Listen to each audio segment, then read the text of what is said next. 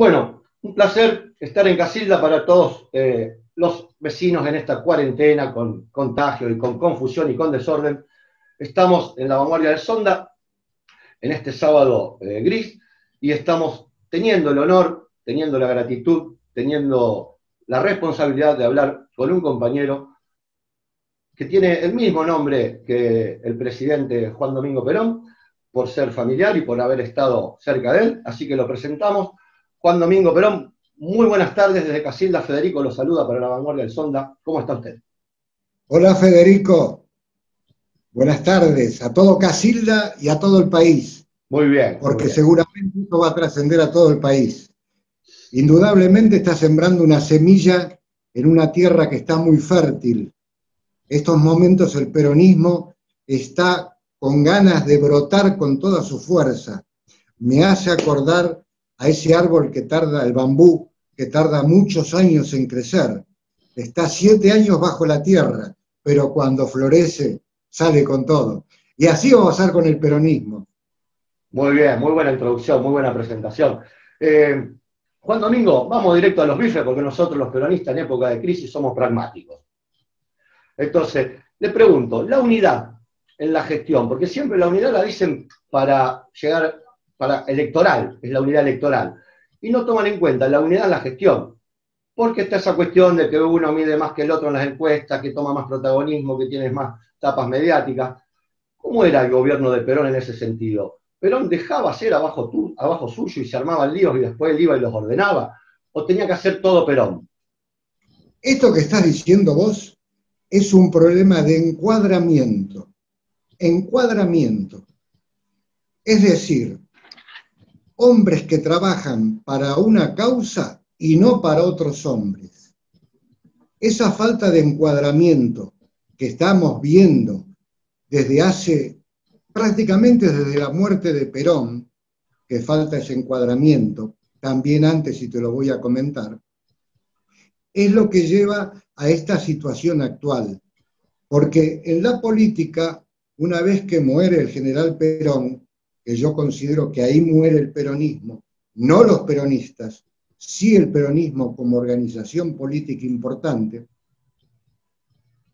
esa falta de encuadramiento por falta de formación de los cuadros políticos hacen que sigamos a un hombre y el istmo siga atrás de un hombre, cosa que el general Perón nunca lo quiso, nunca quiso que se llamara peronismo.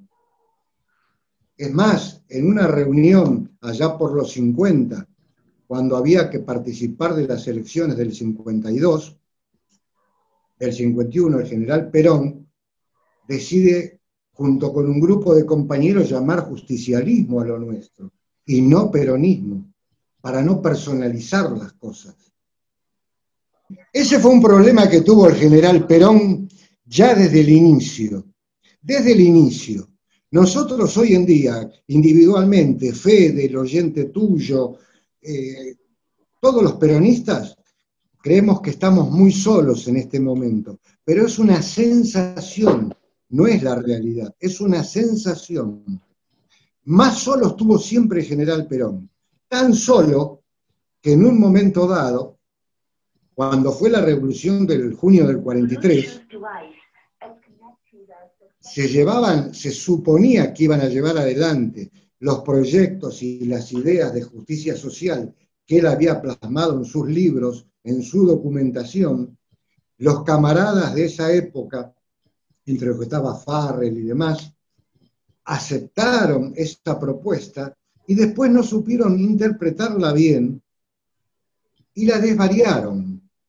Ese desvarío hizo que el capitán Perón se sintiera molesto y desde su puesto de trabajo del Departamento de Trabajo y Previsión, luego llamado Secretaría y luego transformado en Ministerio, hizo que el general Perón tuviera el contacto con la gente y usara de trampolín a los trabajadores para su proyección política futura, sabiendo y siendo muy consciente de que el pueblo sí lo entendía.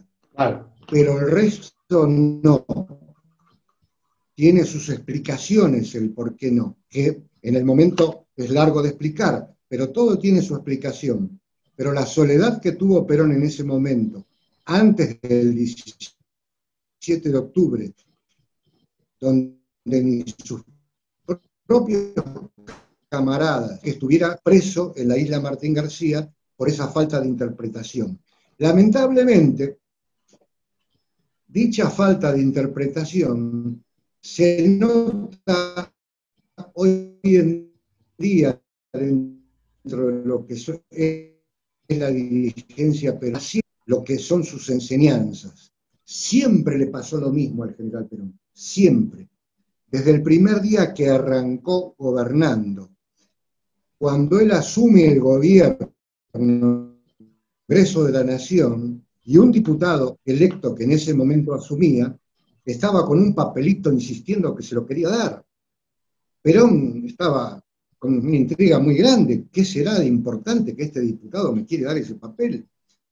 Tal es así que termina la asamblea, donde jura y asume como presidente, año 1946, urgente llama al diputado para ver qué pasaba, se reúne, este señor se presenta, me llamo Roberto Núñez,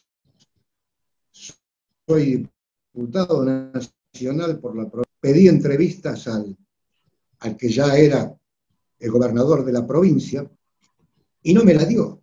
Entonces pido la intervención de la provincia de Buenos Aires. Perón se queda frío. Dice, pero mi amigo Mercante, al que nos referimos como gobernador, mi amigo Mercante, ¿cómo le va a pedir la intervención? Recién iniciamos el gobierno. Ahí Perón empieza a darse cuenta de que algo raro, extraño pasa en la gente que lo acompaña.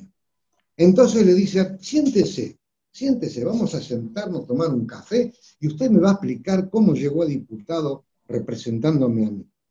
Ah, le dice Núñez, resulta que yo soy sastre, arreglo ropa. Y trabajo en la localidad de Lincoln, Pergamino, toda esa zona. Cuando entro a los pueblos, con mi carro y mi caballo, entro golpeando un bombo.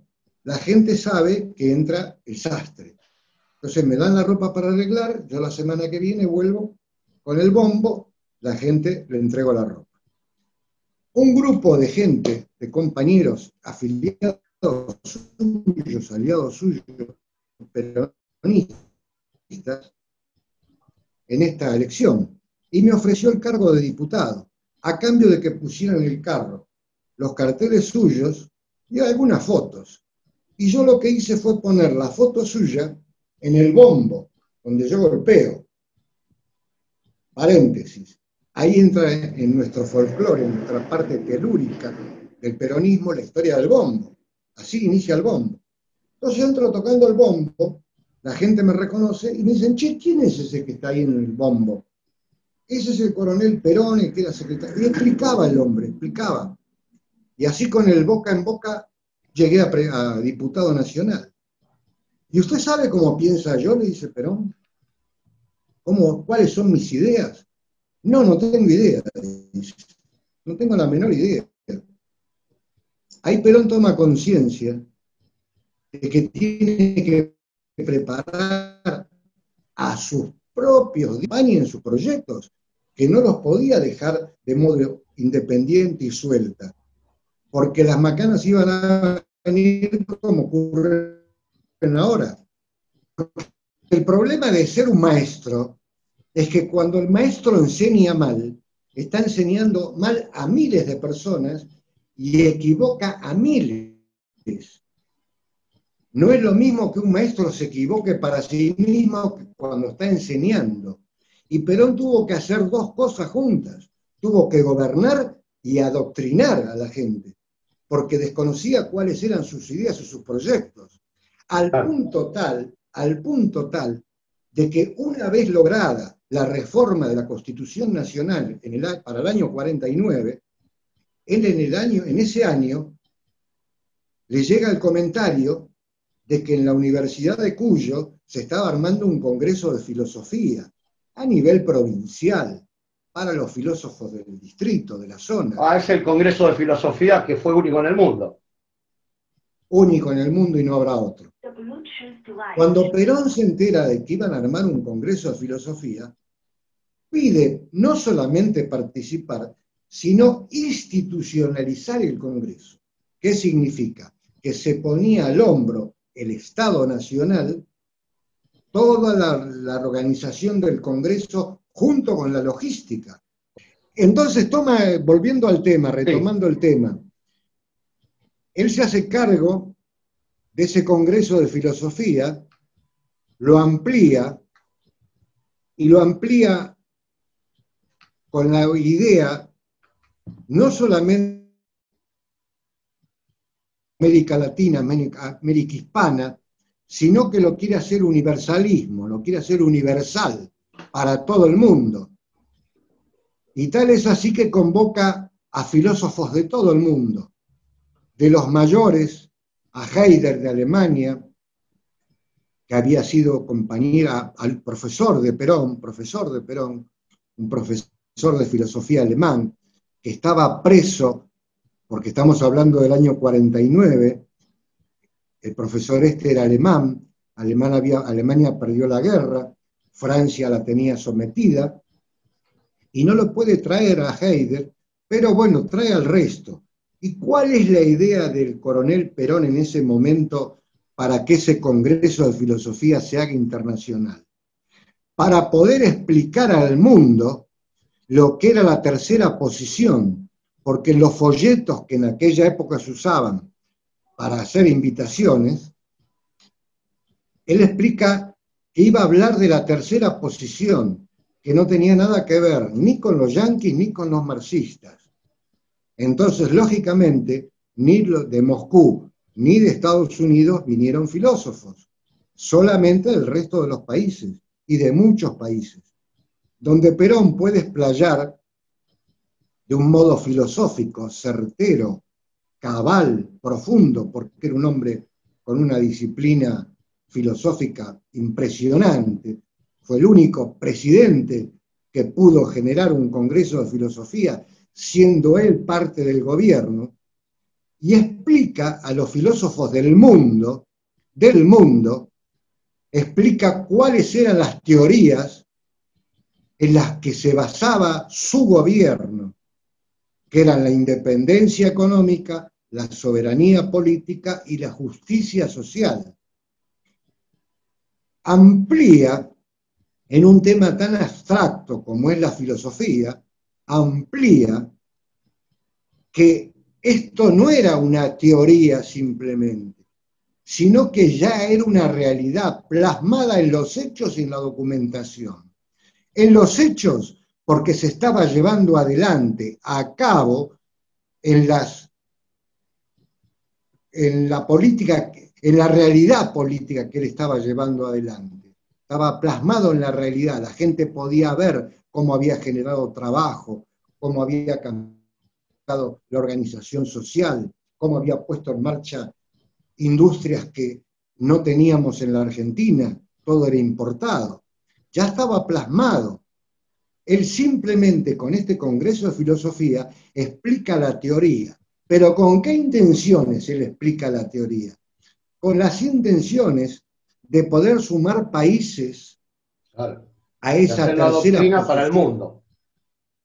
Claro, y sobre todo esa tercera posición ideológica, esa tercera posición que era tan importante, que hoy en día, López Obrador en México.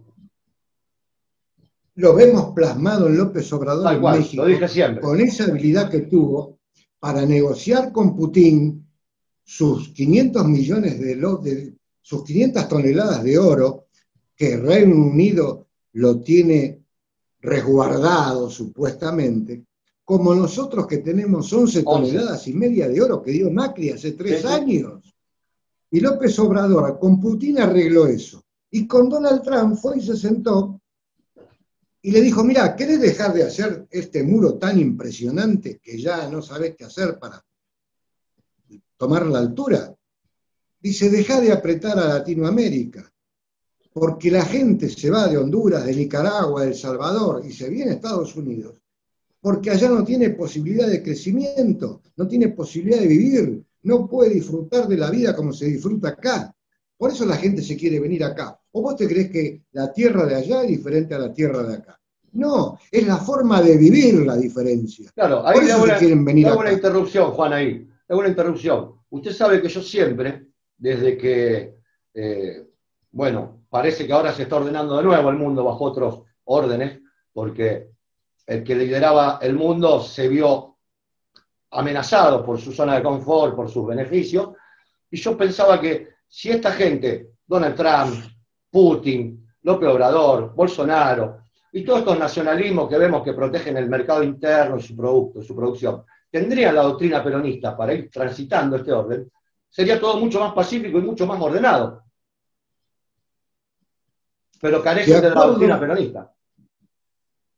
de acuerdo a la manera de interpretarla, de comprenderla y de llevarla a cabo. Claro, sí, sí, sí, sí. Sí, no, estamos de acuerdo, pero por lo menos tenés un eje conductor. Bueno, vos fíjate que hubo un país en el mundo que adoptó la doctrina, la transformó, la personalizó a su mentalidad y la llevó adelante. Gaddafi. Ese país, en este momento, es una de las tres grandes potencias mundiales. ¿Cómo nació eso? Eso nació en el año 62, estando Perón en Madrid, y donde fue visitado por Mao Zedong. Lo dije siempre. Porque Mao Zedong había leído la doctrina, partes de la doctrina que le habían traducido, y se sienta con Perón. Y lo empieza a escuchar, traductor de por medio, lógicamente, y lo empieza a escuchar.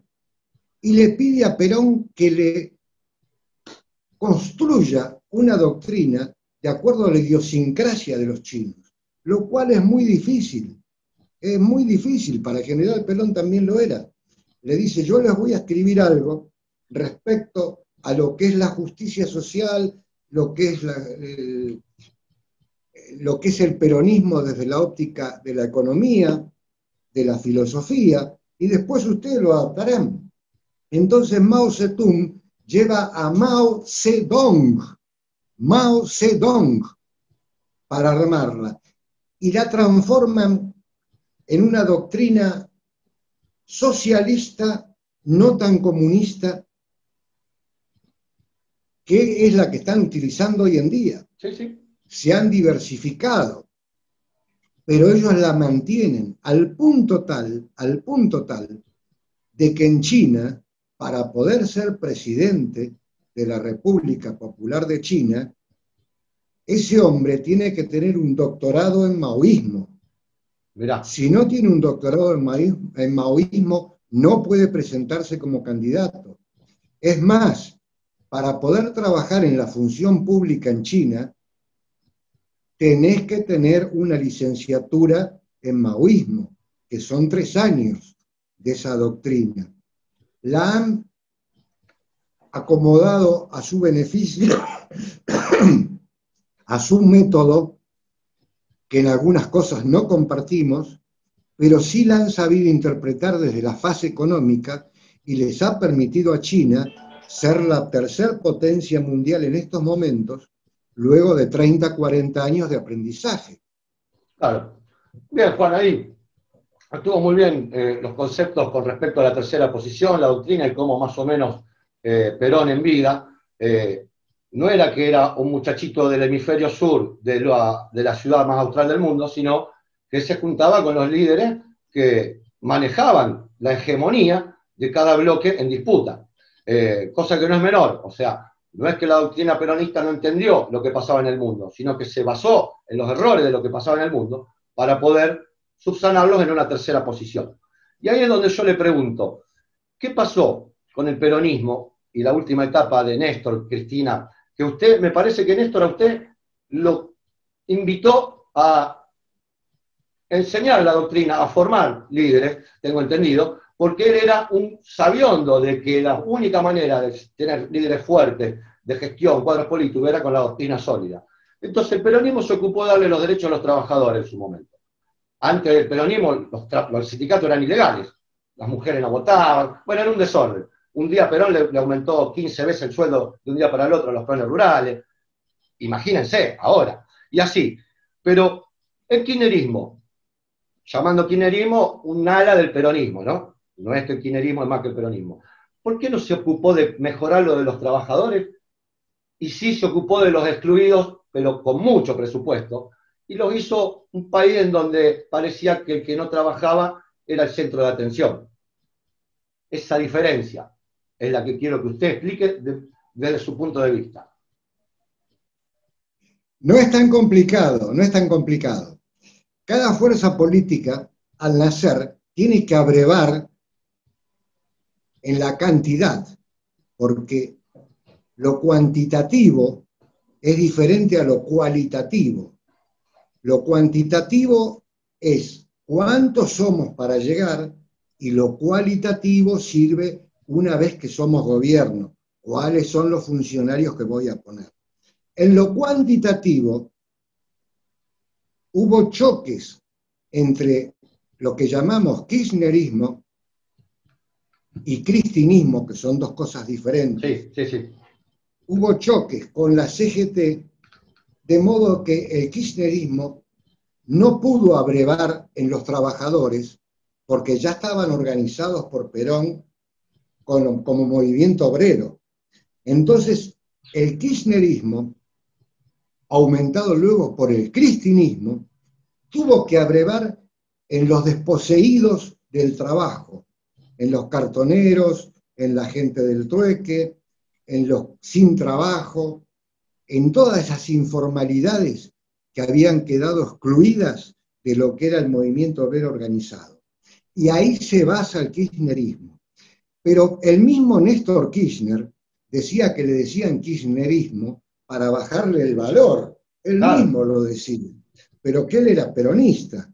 Es más, a mí me lo dijo personalmente y por eso me mandó a formar cuadros políticos Usted en base trabajaba a la ahí con doctrina Alberto peronista. Fernández, en el gabinete. En jefatura de gabinete en el subsuelo, que Alberto Fernández estaba en el quinto piso, él era jefe de gabinete.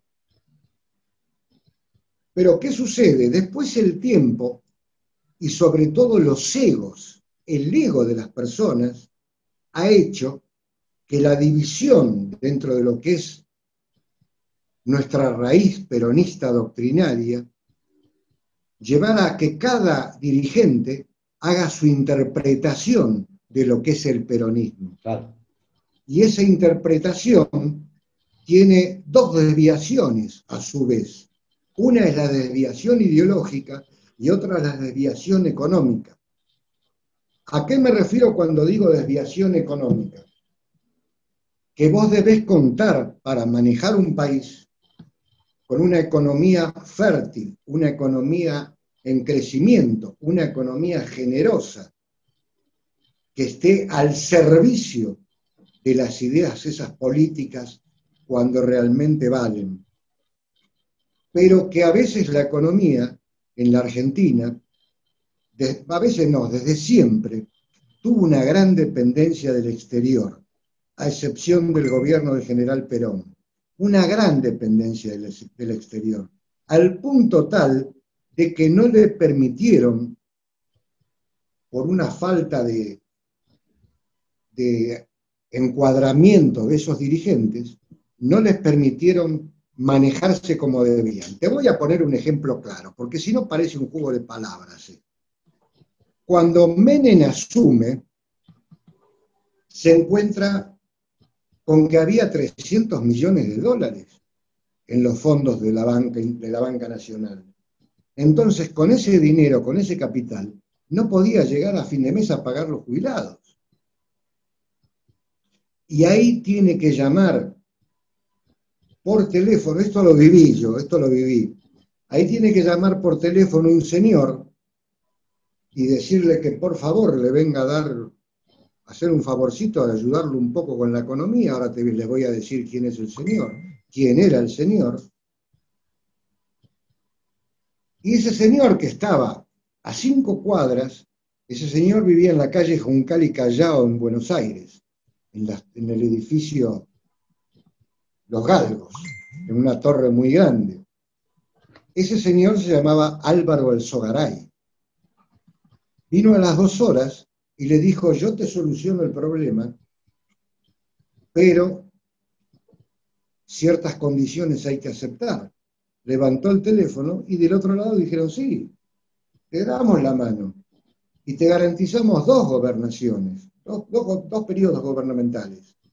Pero a cambio de, y ahí empezó el cambio de figuritas, que hizo que mucha gente como yo, como el coronel Seyneldín, como el propio ministro del Interior, del cual yo era asesor en ese momento, Julio Mera Figueroa, nos retiráramos del gobierno, porque ya no era peronismo, ya no era peronismo.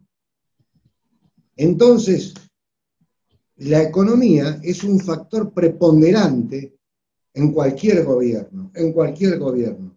Por eso lamento profundamente el desperdicio de un conocimiento de un hombre como Guillermo Moreno me refiero, con un gran conocimiento del tema, con grandes aportes que podría hacer y tal vez soluciones, que esté desperdiciado.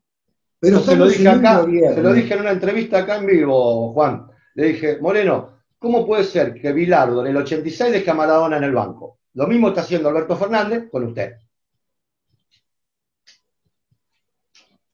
Eso sucede porque hay una dependencia mental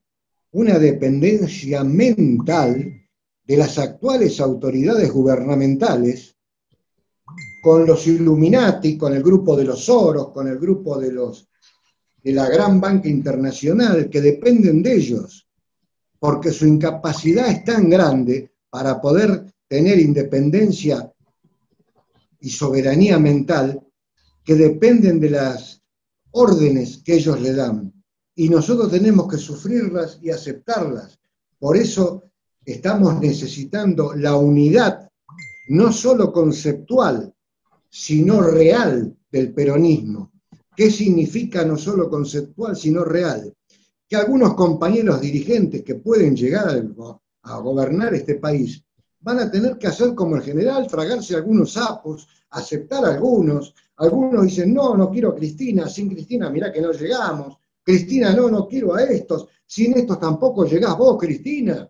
Entonces tenemos que entender que nos tenemos que juntar adentro, como decía el general, en una bolsa de gatos. Nos tenemos que juntar adentro, de donde sea, el edificio Patria, la unidad básica, la casa de algunos, juntarse esa dirigencia, romperse la cabeza entre ellos, pero salir de la puerta para afuera y salir diciendo que la unidad se ha logrado y que algunos se tengan que tragar los sapos. Pero es imposible que continuemos con un peronismo tan dividido. Tal cual, clarísimo. Muy bien explicado y ejemplificado. Y aparte, muy bien narrado desde el protagonismo, desde el sentimiento y la pasión y el involucramiento como argentino le pone el tono de voz adecuado cuando pide que hay unidad porque hay inteligencia. Si no hay unidad es porque hay dependencia. Una dependencia que tiene todo, que sufre todo Latinoamérica. Por eso Perón en ese Congreso de Filosofía se encarga de hacer publicidad por intermedio de los filósofos, nada más abstracto que la filosofía, claro, para hacer política, pero Perón sabe que esos filósofos iban a ser los predicadores que iban a ir a explicar, como en este momento sería interesantísimo que Andrés Manuel López Obrador tenga noción, clara conciencia de lo que es la tercera posición y lo que es la comunidad organizada, ya que él está llevando a cabo, sin darse cuenta, cosas muy parecidas. Esos procesos. Un proceso muy parecido al que llevó el general Perón en soledad, sin embargo lo está llevando adelante, sin contar siquiera con el capital necesario, porque el mayor ingreso que tiene México proviene de los dólares que mandan los mexicanos de Estados Unidos. Es mayor ingreso que la droga. Y nosotros que tenemos un ingreso dormido, que es la riqueza de nuestra tierra, los minerales, las corrientes de agua, el litio, la navegación, tenemos todo nosotros para hacer, tenemos todo. Falta simplemente criterio, sentido común, pero el criterio puede estar mal sustentado, mal basado, Por eso debemos informarlo, ilustrarlo, prepararlo, capacitarlo al criterio. Y en esa preparación, capacitación, información, ahí es donde juega la doctrina, ahí es donde juega la comunidad organizada, ahí es donde juega la Constitución del 49. De ahí se tienen que basar. Si se les hace tan problemático manejar un gobierno, pues caramba, que lean a Perón y repitan los hechos. Es muy sencillo, dejó todo escrito.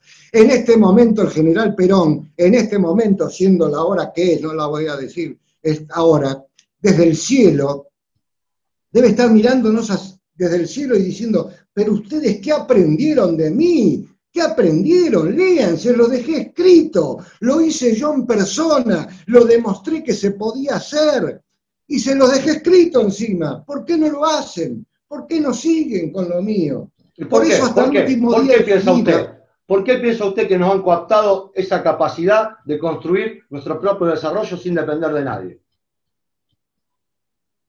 Por una cuestión de egos. Es una cuestión de egos.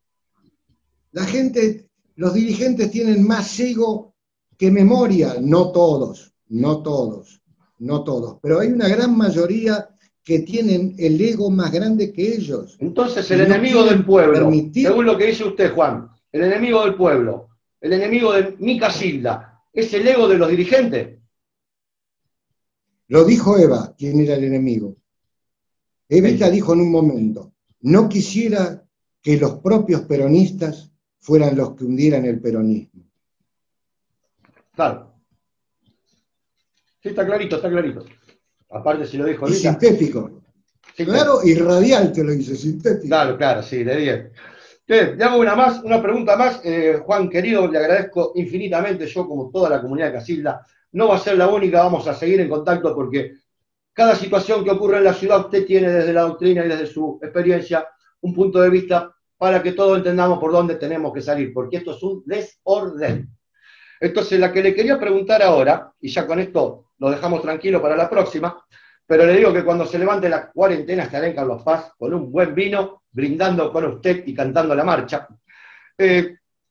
¿Cómo se soluciona el tema del pragmatismo en esta época de crisis con la ideología? Casualmente lo que usted comentó antes del tema de China, cuando se termina la época de Mao Zedong, los tipos pusieron un solo concepto hasta el día de hoy para poder encaminar el proceso que venía, y era el pragmatismo. No me hablé si es comunismo, si es capitalismo, porque yo tengo un sistema productivo esclavista, comunista, y un sistema de capital liberal o globalista. Entonces, pusieron el pragmatismo por sobre los ideales, no ya sobre los egos, sobre los ideales, y así construyeron la China. ¿Será esta una época en donde los políticos deben entender que el pragmatismo los va a empoderar en Argentina? El único pragmatismo que los puede empoderar es el pragmatismo del conocimiento. Sí. Del Perfecto. conocimiento. El conocimiento de las ideas fundamentales, básicas y naturales de lo que es la comunidad organizada como proyecto y modelo nacional para poder realizarse el hombre dentro de eso mismo, dentro de esa comunidad. Caso contrario, seguiremos dando vuelta a lo loco. Tenemos que tener la humildad que siempre demostró el general Perón para tener y alcanzar la persuasión de que nuestros compañeros, aquellos que están con posibilidad de alcanzar cargos importantes y en futuros tiempos, la realidad de que eso se lleve a cabo, que tengan la suficiente humildad, como hizo el general Perón para llamar a Balbín cuando sabía que le quedaba poco tiempo de vida, y tratar de sumarlo al proyecto para que tenga continuidad en los tiempos. Y lamentablemente Balbín no aceptó porque una vez más los radicales se arrugaron. Necesitamos tener una dirigencia política orgánica que planifique, que organice y ejecute. Que planifique, organice y ejecute. Y para ello necesita esa dirigencia estar preparada intelectualmente dentro de lo que es la doctrina nacional justicialista, dentro de lo que es la Constitución del 49 y lo que sus 20 verdades dicen. Necesitamos esa clase de hombres y mujeres. Caso contrario, no tendremos éxito en alcanzar el objetivo. Y lamentablemente, cuando el peronismo no tiene éxito en alcanzar su objetivo de gobernar desde la óptica peronista, el que paga los platos rotos siempre fue, es y será el pueblo. Juan, muchas gracias por este primer encuentro, se lo agradecemos profundamente. Ahora después vamos a quedar en contacto por WhatsApp y vamos a charlar. Lo despido y tenga usted muy buen fin de semana. Nos estamos viendo en la próxima. Muchas gracias. Igualmente para vos, para tu novia y todos los oyentes que nos están disfrutando en este momento como nosotros. Un abrazo peronista. Muchas gracias, Juan. Muchas gracias.